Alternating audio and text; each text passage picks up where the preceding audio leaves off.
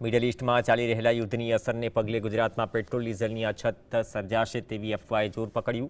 ત્યારબાદ બનાસકાંઠામાં વહીવટીતંત્રએ કહ્યું કે જિલ્લામાં પેટ્રોલ ડીઝલનો પૂરતો જથ્થો ઉપલબ્ધ છે અને નાગરિકોએ ગભરાવાની કોઈ જરૂર નથી।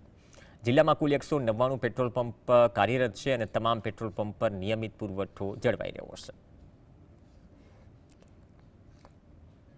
છેલ્લા 12 થી 24 કલાકમાં 3 ગણો વધુ જે ઉપાડ છે એ આ પેટ્રોલ પંપો ઉપર થયેલો છે, જે દર્શાવે છે કે અફવાઓમાં આવીને કે ગભરાટના લીધે લોકો પેટ્રોલ પંપ ઉપર અનનેસેસરી લાઈનો લગાવી રહ્યા છે।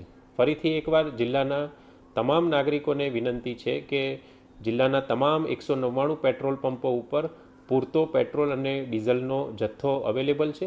આથી પેનિકમાં આવી બિનજરૂરી લાઇનમાં ઊભા રહેવાની જરૂર નથી તેવી સૌને વિનંતી કરવામાં આવે છે।